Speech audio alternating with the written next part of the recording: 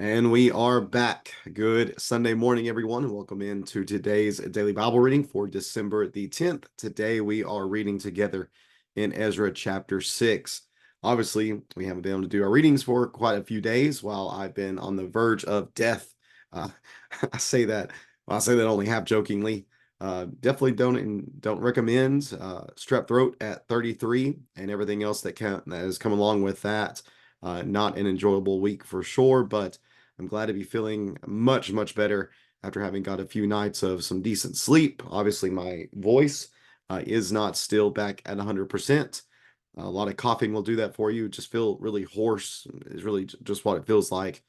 Feels like I've been at a few basketball games back to back to back nights. But nonetheless, we are pressing on. I am tired of feeling unproductive and like I can't get anything done. So we are going to press on at this point. We're only going to do one chapter today because it is the conclusion of this first section of the text of Ezra. Because tomorrow in chapter 7 begins a new section, chapters 7 through 10. The end of this chapter or the end of this text is a block. Let's see here. So going back, remember, I kind of blocked this out, the first few chapters of Ezra and Nehemiah. Yeah, chapters 1 through 6 focuses on Zerubbabel and the building of the temple. That's what's going to conclude today.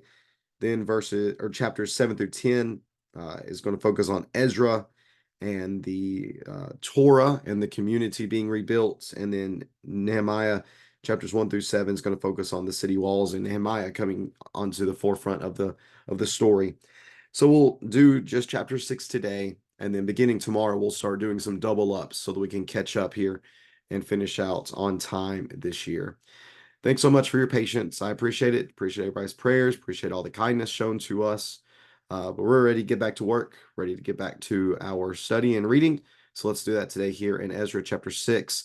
Remember, the story up until this point of Ezra has been the return of the people from exile under the leadership of Zerubbabel and some other individuals.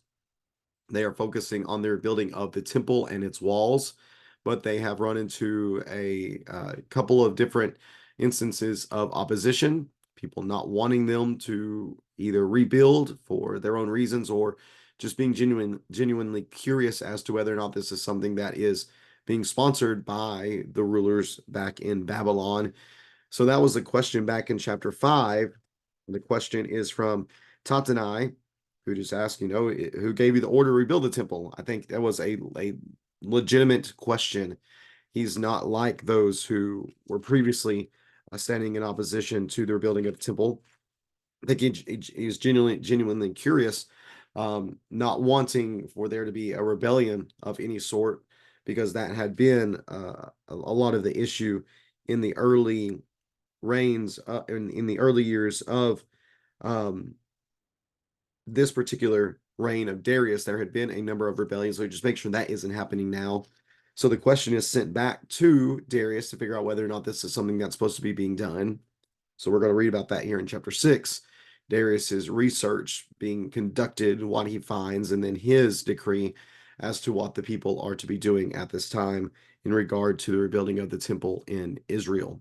So let's read about that here in Ezra chapter 6 and verse number 1.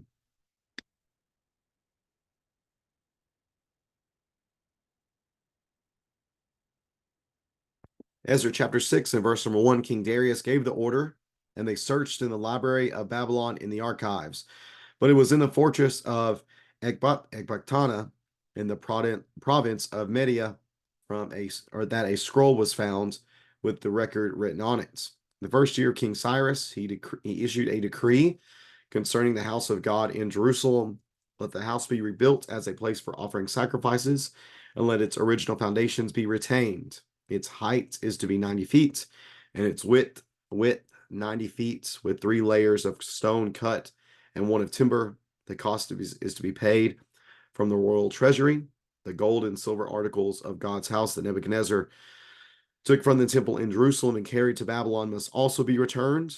They are to be brought to the temple in Jerusalem where they belong and put in the house of God.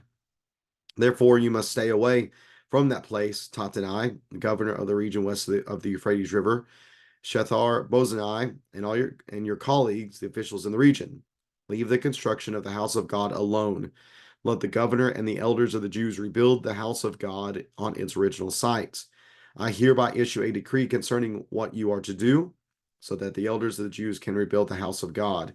The cost is to be paid in full to these men out of the royal revenues from the taxes of the west region of the Euphrates River, so that the work will not stop. Whatever is needed, young bulls, rams, and lambs for burnt offerings to the God of the heavens, or wheat, salt, wine, and oil, as requested by the priest in Jerusalem, let it be given to them every day without fail, so that they can offer sacrifices of pleasing aroma to the God of the heavens and pray for the life of the king and his sons.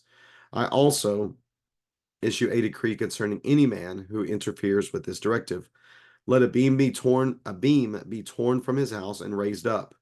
He will be impaled on it, and his house will be made into a garbage dump because of this offense. May the God who caused his name to dwell there overthrow any king or peoples who dares to harm or interfere with this house, the God of Israel. With this house of the God of Israel. I, Darius, have issued the decree. Let it be carried out diligently.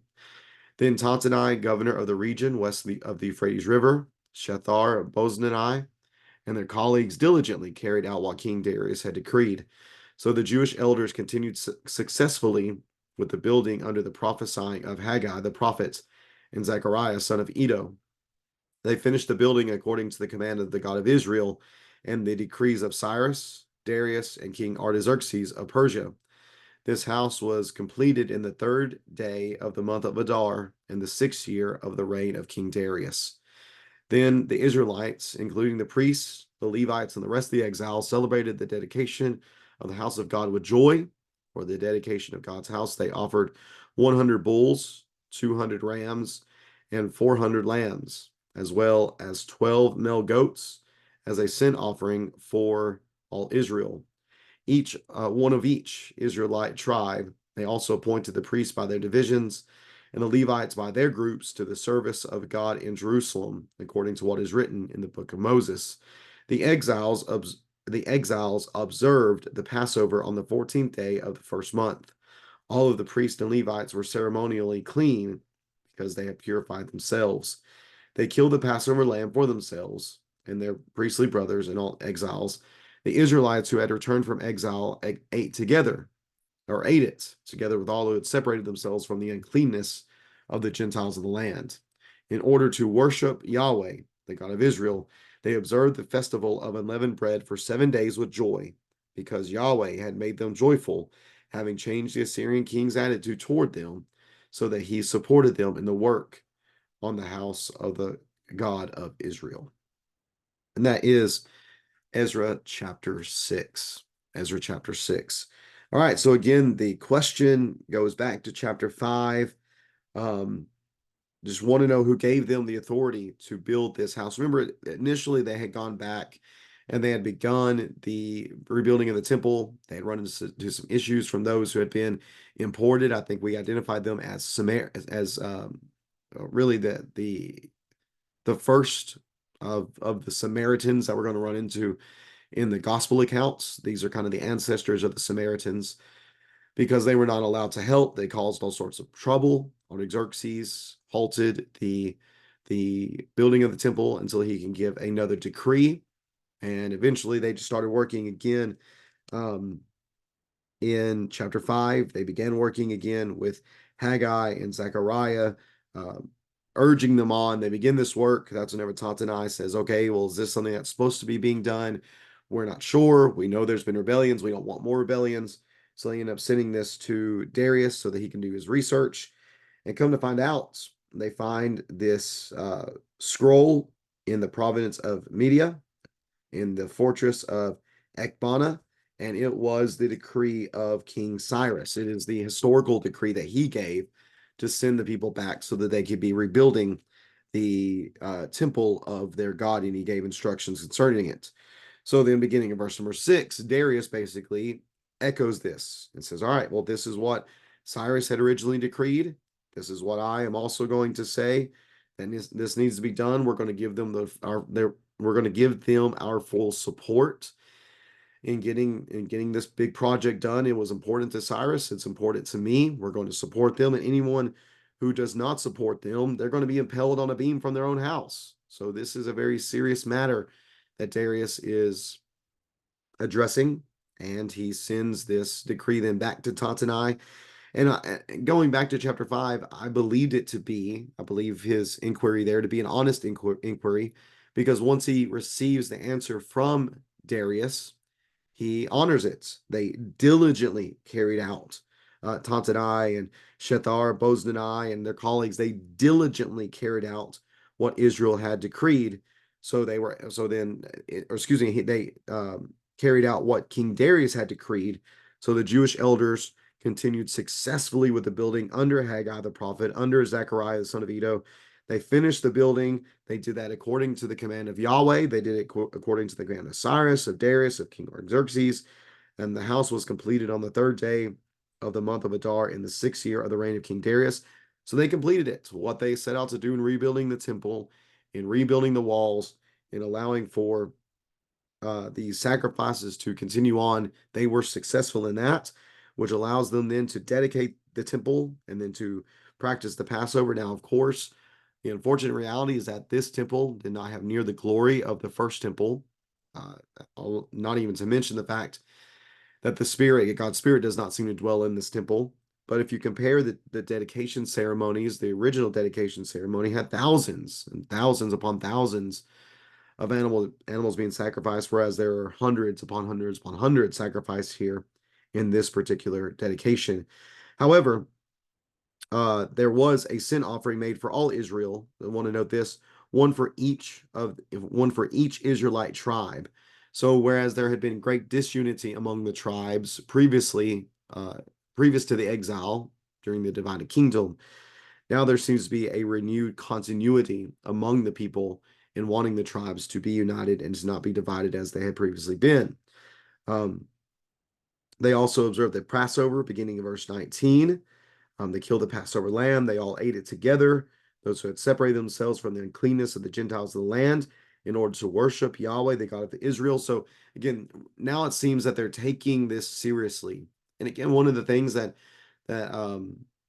might be spurring this on is what is written in the Chronicles, if the Chronicles are written at this point.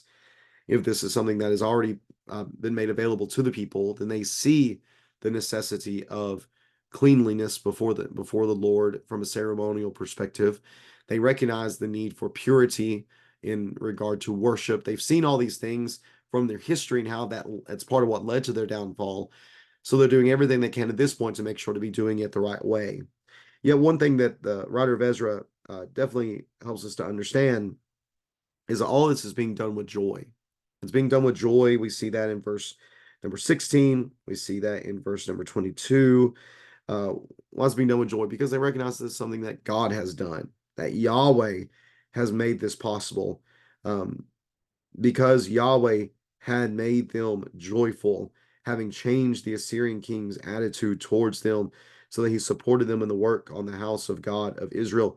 They recognize that even though these are all decrees that were given from pagan kings, Cyrus or Artaxerxes or Darius, even though they were the ones pulling, I guess, the literal strings on earth, allowing this to take place, they know that God was the one that was behind this all, that God was absolutely involved in everything that was going on.